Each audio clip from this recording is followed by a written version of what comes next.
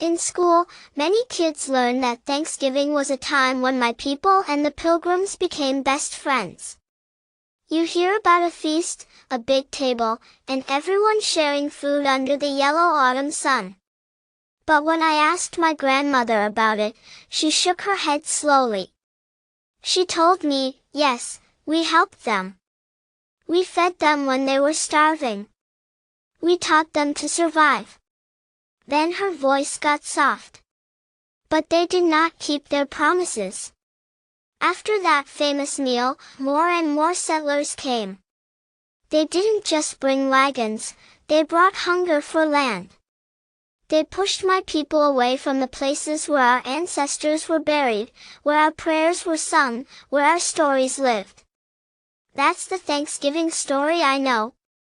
The world my people walked into. Imagine being told you must leave your home even though you did nothing wrong. Imagine signing a treaty, a promise sealed with hands, and watching the other side break it again and again. That was the world my grandparents' grandparents lived in. By the time the story reached my family, the land we once roamed freely was cut into small reservation corners. Our buffalo were gone. Our food was gone. And sometimes, our hope felt like it was slipping away, too. That is the world that the book Bury My Heart at Wounded Knee tells about. A world where my people tried to stand tall but were pushed back at every step. The day my family never forgot, Wounded Knee.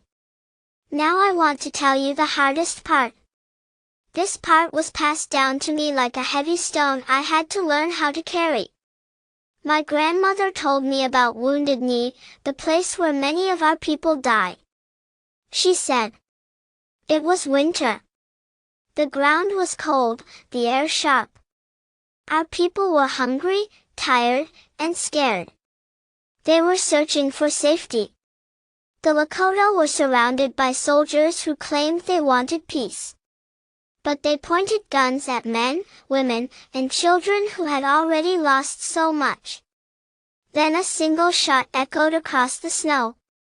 No one knows who fired first. But after that, everything broke open. My grandmother said the soldiers fired so many bullets that the wind itself seemed to scream. People ran. Mothers shielded babies. Snow turned red. Hundreds of my people died that day.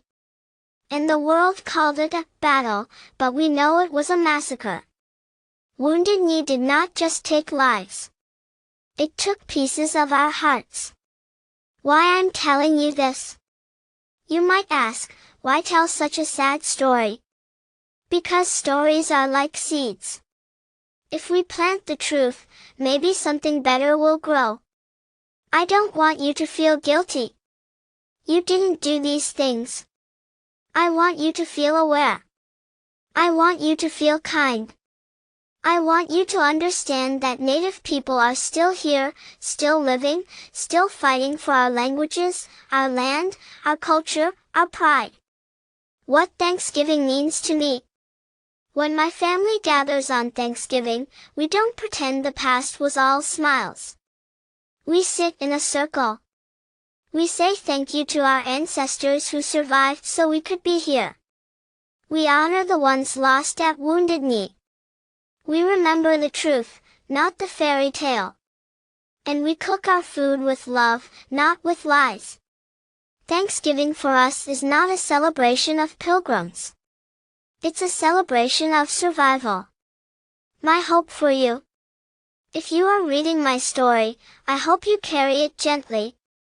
I hope the next time someone tells you the simple Thanksgiving story, you remember that there is more, much more, behind it.